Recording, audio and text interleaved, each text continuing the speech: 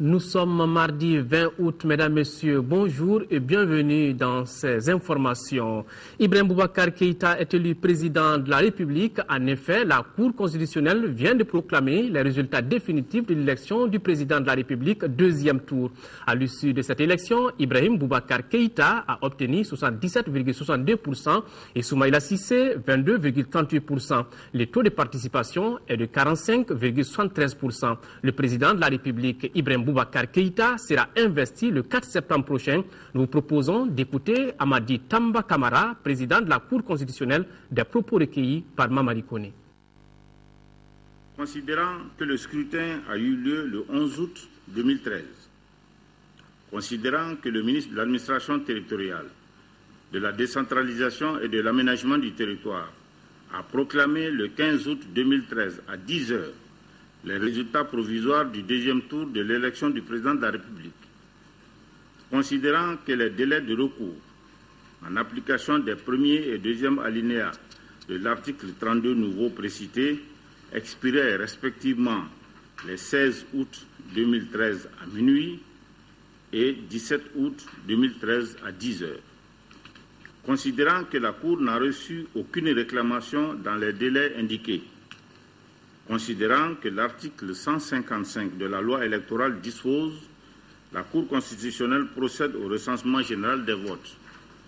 À cet effet, le ministre chargé de l'administration territoriale lui transmet sans délai les procès-verbaux des opérations du scrutin, accompagnés des pièces qui doivent y être annexées conformément à la loi. Elle contrôle la régularité du scrutin et en proclame les résultats définitifs. Considérant que les documents électoraux relatifs au suffrage de certains bureaux de vote n'ont été transmis à la Cour constitutionnelle ni par le ministère de l'Administration territoriale, de la décentralisation et de l'aménagement du territoire, ni par la Commission électorale nationale indépendante. Considérant qu'en ce qui concerne le recensement général des votes, la Cour constitutionnelle, après avoir fait le décompte des voix par bureau de vote, tant sur le territoire national qu'au niveau des ambassades et consulats, a opéré diverses rectifications matérielles, procédé au redressement qu'elle a jugé nécessaire. Considérant qu'à la suite de tout ce qui précède, le deuxième tour de l'élection du président de la République a donné les résultats suivants. Électeurs inscrits, 6 829 696. Votants, 3 123 127. Bulletins nuls, 88 664. Suffrages valablement exprimés, 3 34 463. Majorité absolue, 1 517 232. Suffrages obtenus par Ibrahim Boubacar Keïta, 2 355 394, soit 77,62%. Suffrages obtenus par Soumaïla Cissé, 679 069, soit 22,38%. Taux de participation, 45,73%. Considérant qu'au terme de l'alinéa 2 de l'article 33 de la Constitution, le président de la République est élu à la majorité absolue des suffrages exprimés. Si celle-ci n'est pas obtenue au premier tour du scrutin, il est procédé à un second tour le deuxième dimanche suivant. Ce second tour est ouvert seulement aux deux candidats ayant réuni le plus grand nombre de suffrages.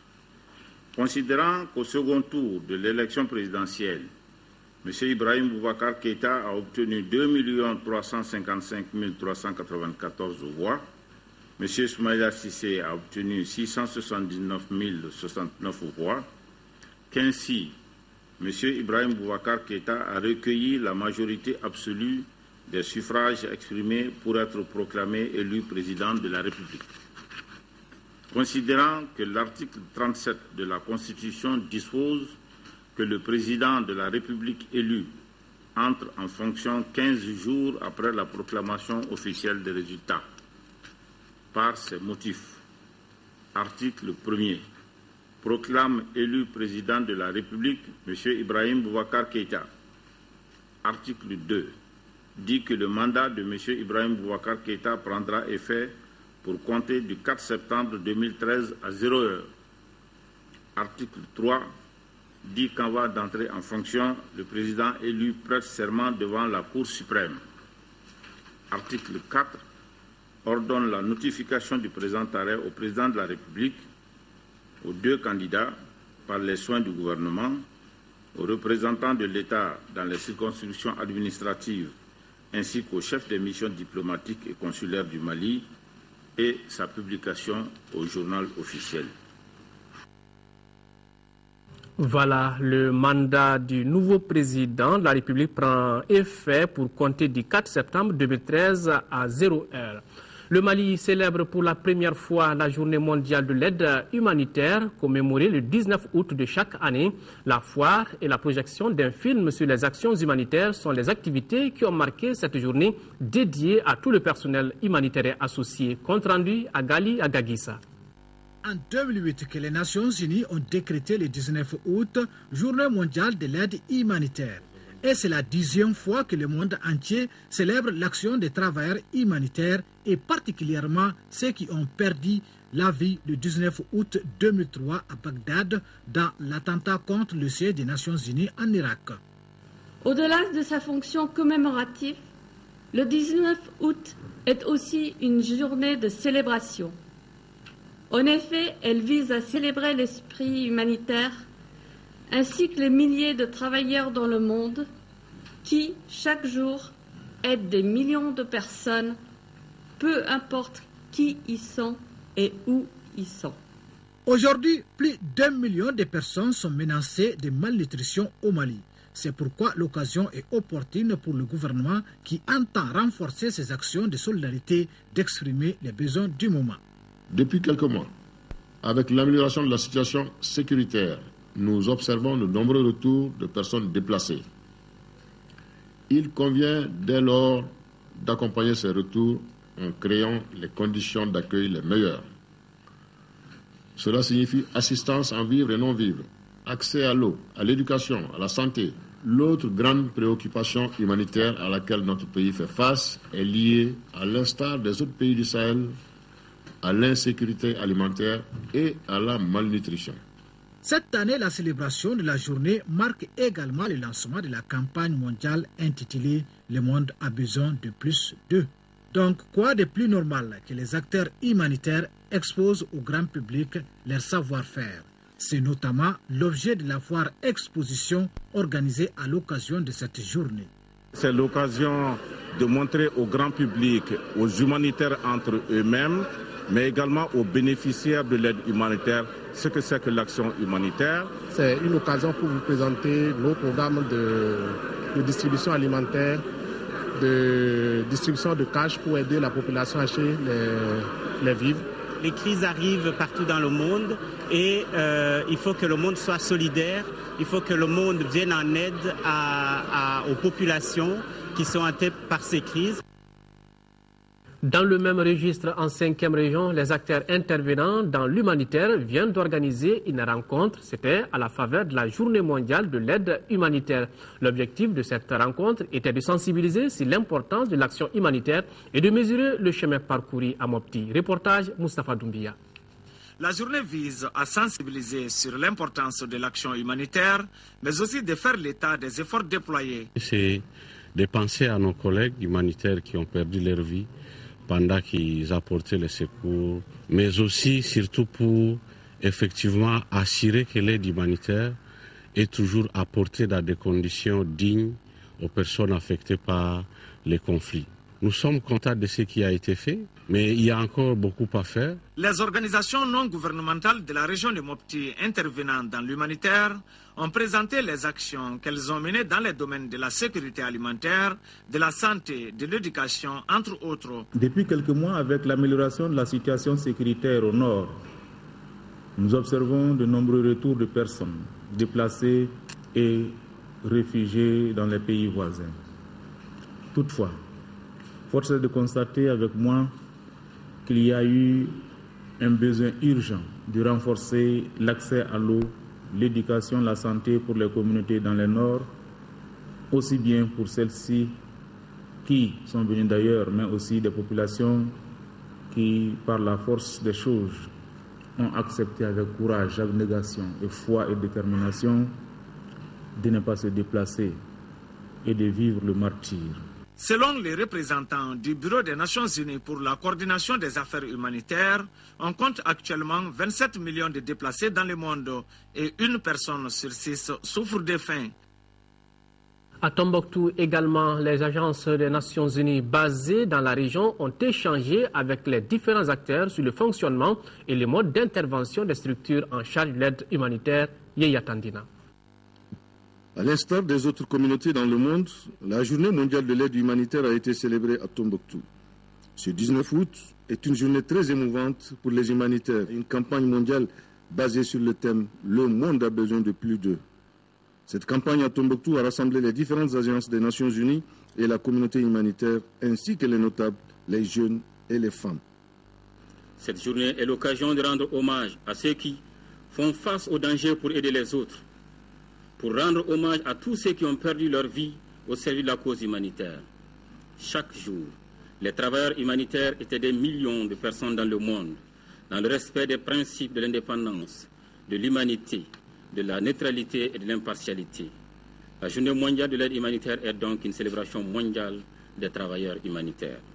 À Tombouctou, des dizaines de tonnes d'aide humanitaire ont permis de soulager les souffrances des populations restées sur place. L'aide humanitaire nous a accompagnés durant l'occupation, après l'occupation, et même aujourd'hui, grâce à cette aide, nous avons au moins espoir en l'avenir. Grâce à ces aides, nous côtoyons, et grâce à ces aides également, nos compatriotes reviennent du Sud, parce qu'ils savent qu'il y a quelque chose qui puisse les entretenir à Tombouctou. Grâce à ces humanitaires qu'on ne peut que saluer et remercier. Une projection de film sur le fonctionnement et le mode d'intervention des agences humanitaires à travers le monde a permis à l'assistance de mieux comprendre l'intervention des Nations Unies au Mali. Retour ici à Bamako, le studio Tamani a officiellement démarré ses activités hier. Le ministre de la Communication, porte-parole du gouvernement et le président de la commission Dialogue et Réconciliation ont rendu visite à l'équipe de cette structure dédiée à la paix. Compte rendu Isaac Tienou. Tamani, au service de la paix et de la démocratie, a officiellement démarré ce lundi. Cet instrument a pour mission de donner l'information vraie sans pression aucune et sans influence. Toute chose essentielle pour redonner espoir et confiance à un peuple affecté par une crise. Cela à travers des émissions d'information, de débat et de magazines tenant compte de la diversité linguistique. Tamani est un précieux instrument de dialogue, de restauration de l'unité et de résolution des conflits. Tamani, ce bébé qui vient de naître, doit vite grandir parce que nous aurons besoin de l'accompagnement Tamani. Parce que nous avons surtout besoin d'aller aux Maliens et d'écouter les Maliens. Et je pense aussi que le Tamani peut être un très bon acteur. Au ministère de la Communication, le chef de département plaide pour que chacun s'investisse dans ce combat de reconstruction avec comme locomotive les médias. La reconstruction du pays est un devoir pour chaque citoyen. C'est un devoir pour les médias. Lorsque nous serons professionnels, lorsque nous serons responsables dans ce que nous faisons, je ne doute pas un seul instant que nous serons, comme aujourd'hui, à l'avant-garde du développement, à l'avant-garde de la prospérité. Il n'y a pas de développement sans les médias. Il n'y a pas de cohésion sociale sans les médias. Il n'y a pas de reconstruction possible sans les médias. Et lorsque Tamani s'inscrit dans cette dynamique, j'avoue que je ne doute pas, et je n'hésite pas un seul instant de croire que nous serons parmi les précurseurs de cette nation en renaissance. Les échos de Radio Tamani résonneront sur plusieurs radios partenaires de Kaye à Kidal, dont 3 basées à Bamako. Tamani, c'est la radio du renouveau pour un autre Mali. D'un démarrage à un autre, lancement hier à Koulikoro de la campagne 2013 de la compagnie malienne de navigation. Un bateau quittera désormais Koulikoro tous les mardis soirs à destination de Gao via Tombouctou et cela pendant 5 mois. Pour la réussite de cette opération, un dispositif a été mis en place par les autorités pour assurer la sécurité des personnes et de leurs biens. Retrouvons notre envoyé spécial Abdraman Maïga. Cette croisière sur le fleuve Niger marque le lancement officiel de la campagne 2013 de la compagnie malienne de navigation. Après une année d'arrêt, voilà que les bateaux reprennent à nouveau le chemin à destination de Gao. Pour la réussite de cette campagne 2013, plusieurs dispositions sont prises par les autorités, parmi lesquelles le renforcement des dispositifs sécuritaires. Le premier bateau qui est parti est allé avec un certain nombre d'éléments. Le général Abdoulaye Soumaré a commencé. Il y a des éléments des forces armées et de la gendarmerie qui l'ont accompagné. Bon, il y a les Sonnets aussi qui a suivi, qui a été aussi accompagné par des éléments de l'armée. Et tous les bateaux qui vont quitter désormais seront dotés d'un certain nombre d'éléments pour assurer la sécurité aussi bien des personnes que de leurs biens à bord des bateaux, au niveau des quais et même sur les routes d'accès aux quais. Cette reprise d'activité de la Comanaf constitue une lueur d'espoir pour les populations riveraines du fleuve Niger en général et celles de Koulikoro en particulier. D'ailleurs, pour fêter cette reprise, elles sont sorties massivement pour manifester leur joie. Ce festin atteste la relance des activités économiques.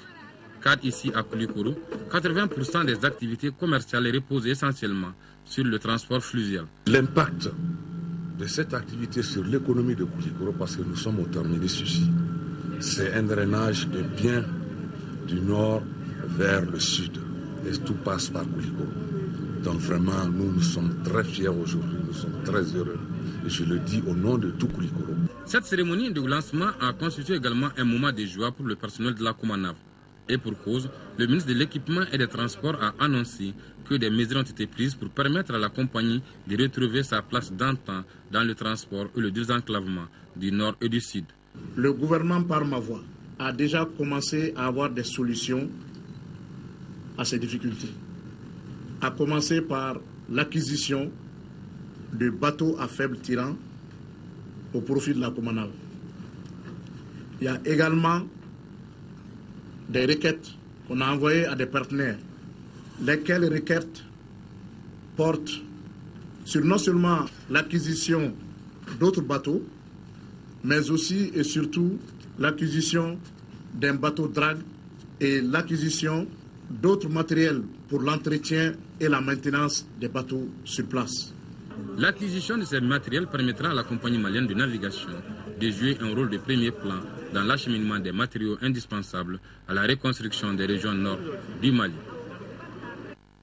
Sur le continent africain à présent, les ministres des Affaires étrangères de l'Union européenne sont attendus demain à Bruxelles pour discuter du cas de l'Égypte. En attendant dans le pays, le nouvel homme fort, le général Abdel Fattah al-Sisi, se montre inflexible face aux frères musulmans qu'il qualifie de terroristes. Après plusieurs jours de violence, al-Sisi a assuré qu'il ne se plierait pas devant les frères musulmans. Attention, certaines images peuvent choquer. Terrorisme, le mot tourne en boucle sur les médias égyptiens. Pour le général al-Sisi, les terroristes aujourd'hui sont les militants islamistes. Le nouvel homme fort du pays s'exprimait pour la première fois depuis le carnage de mercredi qui a fait 800 morts, essentiellement des manifestants pro-Morsi. Aucun état d'âme, le général justifie la répression. Il promet une réponse des plus énergiques, je cite, aux islamistes qui selon lui ont choisi la violence. Soyez attentifs à ce que je dis. Nous ne tolérerons pas les traîtres, ceux qui suscitent des menaces ou des complots. Non, il n'y aura rien de tout cela et je vous en donne l'assurance ici et à vous tous. L'armée ne trahira pas et ne nourrira pas de complots.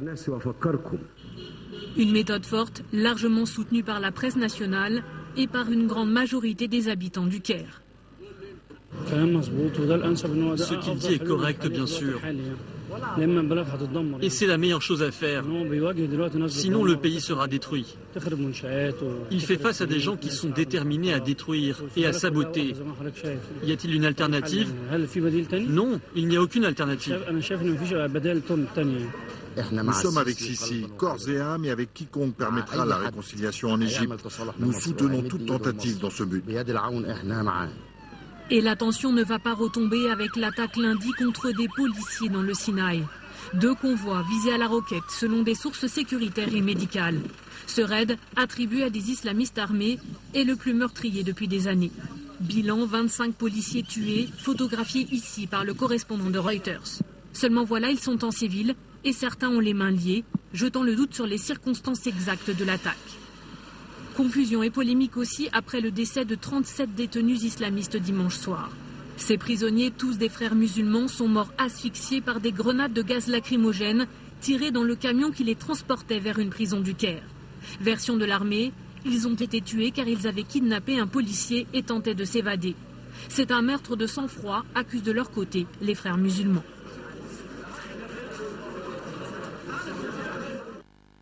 Hors du continent africain, l'actualité nous conduit successivement aux Philippines pour parler de la terrible inondation qui secoue le pays. Nous parlerons également de l'arrestation du chef du cartel de la drogue au Mexique. Et enfin, nous évoquerons la protestation des pêcheurs en Espagne. Mais voyons d'abord ce qui se passe aux Philippines. La capitale des Philippines noyée sous les eaux. Les pluies torrentielles qui se sont abattues sur Manille ont provoqué la montée des eaux dans plusieurs quartiers de cette ville de 12 millions d'habitants. L'alerte rouge a été décrétée tandis que les écoles, les administrations et la bourse ont été fermées. Ce week-end, ce sont des régions agricoles situées à des centaines de kilomètres de Manille qui avaient été inondées. Des précipitations particulièrement violentes dues à la conjonction de la mousson et du passage d'une tempête tropicale. Le gouvernement mexicain a annoncé ce week-end l'arrestation du chef du cartel de la drogue du Golfe, Mario Armando Ramirez Trevino, dit Le Chauve, encourt 40 ans de prison pour des crimes liés au narcotrafic et une extradition aux États-Unis qui ont offert une récompense de 5 millions de dollars pour sa capture. Au Mexique, les violences liées au trafic de drogue ont fait 70 000 morts depuis 2006. Une armada de 38 bateaux espagnols face à Gibraltar. Les pêcheurs s'étaient rassemblés dimanche pour protester contre la construction récente par l'enclave britannique d'un récif artificiel qui, selon eux, les prive de l'un de leurs meilleurs viviers. Une manifestation qui n'a pas manqué de réveiller les tensions diplomatiques entre Londres et Madrid et les élans nationalistes. Depuis la construction de ce récif, Gibraltar accuse Madrid d'avoir multiplié en représailles les contrôles à la frontière. Nous arrivons au grand format de ce journal. Chaque année, le nombre d'enfants souffrant de paludisme se fait ressentir en service de pédiatrie de l'hôpital Gabriel Touré. L'année 2013 ne fait pas exception, puisque 90 à 100 consultations par jour en dehors des services et les lits commencent à manquer pour les patients hospitalisés. La direction de la structure a dû prendre des mesures spéciales, parmi lesquelles la mise à disposition d'autres salles d'hospitalisation et la mise à niveau du laboratoire et de la pharmacie Focus Santé. C'est une réalisation de Tchessira Emmanuel Dambélé.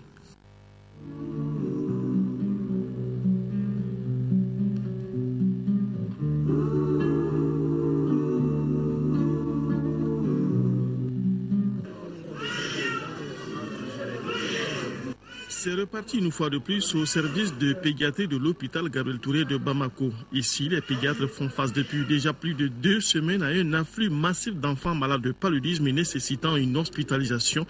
En service de garde, 90 à 100 patients par jour en dehors des heures de service. Nous avons commencé déjà la période de forte transmission de paludisme grave. De juillet jusqu'à novembre, chaque année, nous avons beaucoup de cas de paludisme grave pour lesquels les enfants sont hospitalisés et ceci a commencé. Quand ça vient, vous savez que nous avons un service de 160 lits, donc une capacité d'hospitalisation de 160 enfants. Mais pendant cette période, nous pouvons aller jusqu'à 250 à 300 enfants hospitalisés en même temps. Aujourd'hui, certains lits accueillent 2 à 3 patients. Solution, un appui de la direction qui a dégagé cette année 2 autres salles d'hospitalisation. Pendant la période de forte transmission, quand vous venez dans ces salles d'hospitalisation, le paludisme peut occuper plus de la moitié, sinon les 3 cas des cas d'hospitalisation. Mais l'hôpital Gabriel Touré étant une structure de 3e niveau, les autres centres de santé qui réfèrent sont aussi impliqués dans la gestion de ce cas de paludisme, selon son directeur général adjoint.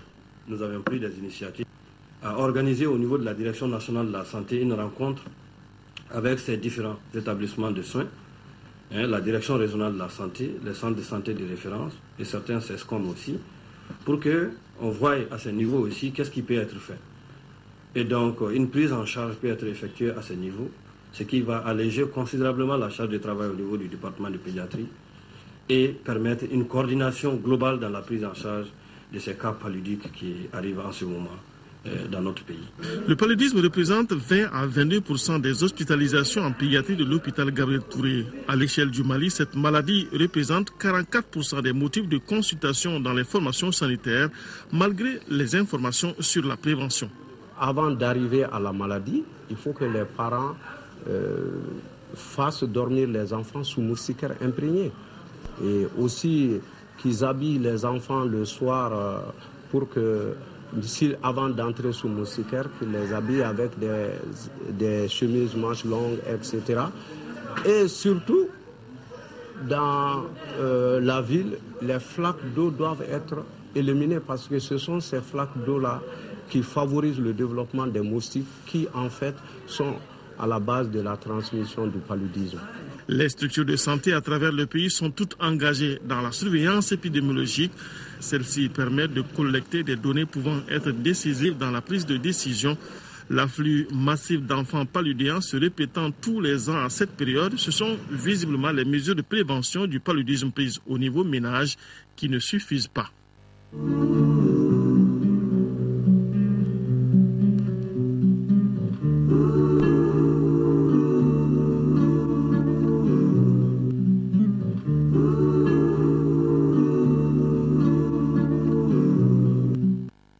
Avant de nous quitter, le rappel de l'information, la principale information du jour, Ibrahim Boubacar Keïta, élu président de la République.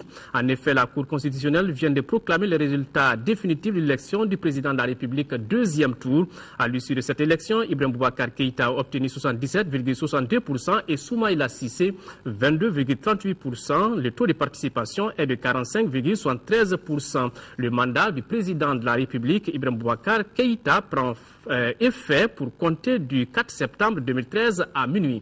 Ainsi prend fin cette édition. Merci de l'avoir suivi. Autre rendez-vous avec l'actualité, 18h-20h, une présentation de Ndé Sissoko. Au revoir et qu'Allah bénisse le Mali.